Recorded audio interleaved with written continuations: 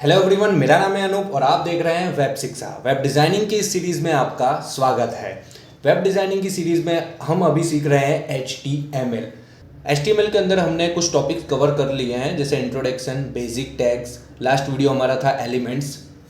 तो आपने अगर प्रीवियस वीडियो नहीं देखे हैं ये, तो चैनल पे जाके आप ज़रूर से पहले ये 3 वीडियोस देखिए, क्योंकि सीरीज़ वाइज आप देखोगे तो बेटर आपको मज़ा आएगा। तो आज का वीडियो HTML के अंदर का टॉपिक है एट्रीब्यूट। तो आज हम एट्रीब्यूट देखने वाले हैं।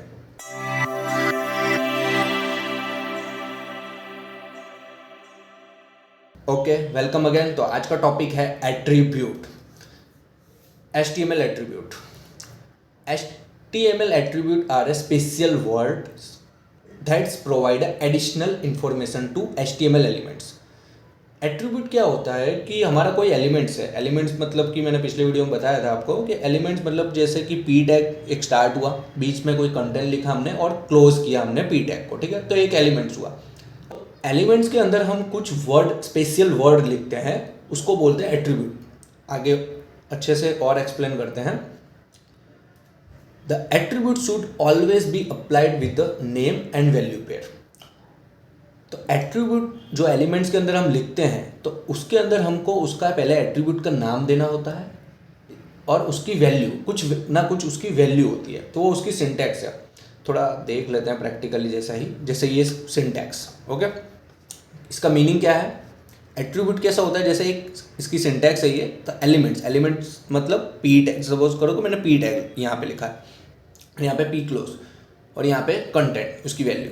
तो एट्रीब्यूट नेम यहाँ पे एट्रीब्यूट काफ़ी सारे होते हैं। तो मतलब यहाँ पे एट्रीब्यूट का नाम आता है, जो भी एट्रीब्यूट हम यूज़ करें। उसके बाद आता है इज इक्वल टू और उसके बाद उसकी वैल्यू। तो ये बोल रहा है कि attribute should be always applied with is a name and value pair. मतलब कि वैल्यू पेयर में उसका नाम होता है और उसकी कुछ ना कुछ वैल्यू होती है, ठीक है। और पहला पॉइंट है special word that's provide additional information to HTML element. तो इसका मतलब क्या, एक स्पेशल वर्ड होता है। जैसे एट्रीब्यूट क्या, इसका इस एलिमेंट का एक स्पेशल वर्ड होता है जो एडिशनल इन्फॉर्मेशन देता है इस एलिमेंट्स की, ठीक है। थर्ड पॉइंट में देखते हैं, the attribute name and value are case sensitive. मतलब एट्रीब्यूट जो होता है, जो वो केस सेंसिटिव होता है। मतलब आप ऐसा नहीं लिख सकते कि इसको ए है उसको बिग कर दिया, कैपिटल में लिख दिया और बाकी स्मॉल में, तो ये नहीं होता है। केस सेंसिटिव मतलब, अगर आपको नहीं पता है तो केस सेंसिटिव मतलब कि काफ़ी सारी लैंग्वेज होती हैं जो केस सेंसिटिव होती हैं। जैसे अगर आप कैपिटल में लिख रहे हो, ठीक है, तो कैपिटल में अलाउ नहीं करती है, ठीक है। कुछ लैंग्वेज जैसे PHP है, ये सब कुछ कैपिटल, जैसे काफ़ी सारी लैंग्वेजेस होती हैं जो केस सेंसिटिव होती है, जो अलाउ नहीं करती है कि आप कोई बिग लिख रहे हो, स्मॉल लिख रहे हो, ऐसा नहीं, ठीक है। तो HTML के अंदर ये है कि अगर आप कोई भी एलिमेंट्स है उसको आप बड़ा या छोटा लिख सकते हो, लाइक स्मॉल एंड बिग में लिख सकते हो, लेकिन एट्रीब्यूट में ऐसा नहीं है। एट्रीब्यूट केस सेंसिटिव है। You can add multiple attribute in one HTML elements but need to give a space between two attributes. इसका मतलब सिंपल है कि आप एक एलिमेंट के अंदर मल्टीपल एट्रीब्यूट दे सकते हो। मतलब मल्टीपल एट्रीब्यूट आप ऐड कर सकते हो, बस उसकी कंडीशन ये रहेगी कि दो एट्रीब्यूट्स के बीच में स्पेस हो। जैसे यहाँ पे लिखा है attribute name is equal to, यहाँ पे एट्रीब्यूट नेम हो गया, ये वैल्यू हो गई, और एट्रीब्यूट वैल्यू, ये एट्रीब्यूट की वैल्यू, ये एट्रीब्यूट का नेम, ठीक है। तो यहाँ पे एक एट्रीब्यूट का नाम दिया है, यहाँ पे वैल्यू, और यहाँ पे जस्ट आपको स्पेस करके आप दूसरा एट्रीब्यूट भी यहीं के इसी के अंदर आप दे सकते हो, ठीक है। तो ये हुआ एक थियोरिकल पार्ट, ठीक है। तो एट्रीब्यूट कैसे होता है वो देख लेते हैं। कॉमन HTML एट्रीब्यूट, ऐसे तो एट्रीब्यूट काफ़ी सारे हैं, ठीक है, लेकिन उसकी लिस्ट अगर मैं दे देता हूँ तो फिर भी आप कंफ्यूज होगे, ठीक है। तो ऐसे HTML के एट्रीब्यूट को आपको याद करने की कोई ज़रूरत नहीं है। हम जैसे जैसे प्रैक्टिस करते हैं वो ऑटोमेटिक हमारे माइंड में सेट हो जाता है, ठीक है। पर ये जो कॉमन एट्रीब्यूट है वो बहुत यूज़ होते हैं। मतलब 80-90% ये आप कोड लिख रहे हो तो ये बार बार आपको इसको यूज़ करना ही है। इसलिए मैंने ये कुछ 6 एट्रीब्यूट मैंने इसमें बताने की कोशिश की है। बाकी और भी एट्रीब्यूट हैं, वो हम जैसे जैसे वीडियो आगे बढ़ेंगे, सीखेंगे, उसमें आ जाएगा और आपको इसको कोई रटने की कोई ज़रूरत नहीं है, ठीक है। आईडी, तो आईडी के लिए यहाँ पे देखिए, आप एक ड्यू एलिमेंट लिखा है और उसके अंदर हमने एट्रीब्यूट दिया है आईडी। यह सिंटैक्स में बताया कि एट्रीब्यूट का नेम इज इक्वल टू उसकी वैल्यू, ठीक है। तो आईडी यहाँ पे दिया एट्रीब्यूट का नाम हो गया इज इक्वल टू हेडर, मतलब यहाँ पे एक नाम दे दिया। आईडी क्या करता है? सबसे पहले है आईडी। तो आईडी का काम क्या है?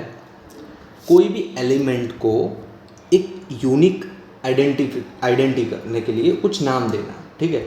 जैसे एक डिव है, यहाँ पे लिखा है डिव और इसके अंदर मैंने आईडी एट्रीब्यूट दिया और इज इक्वल टू उसकी वैल्यू, ठीक है, जो हमने अभी कंटेंट में देखा कि उसकी मतलब की वैल्यू पेयर में होता है, जैसे कि उसकी की दी और उसकी वैल्यू, ठीक है। तो इस तरह से डिफाइन इस तरह से होता है। तो आईडी दिया इज इक्वल टू उसको एक आईडी नाम दे दिया, चाहे आप कैपिटल कुछ भी आईडी दे सकते हो, मैंने इसके अंदर आईडी दे दिया।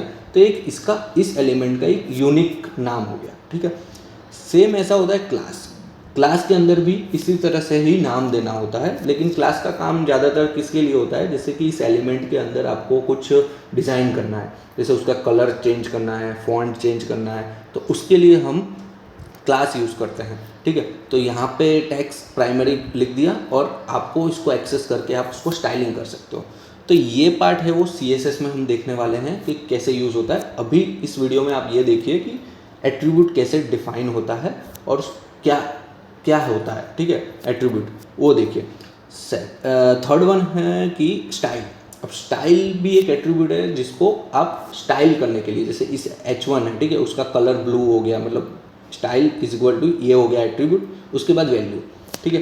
तो इसके अंदर वैल्यू कलर ब्लू हो गया, फिर बाद इसकी एट्रीब्यूट्स की वैल्यूज़ भी काफ़ी सारी हैं इसकी स्टाइल।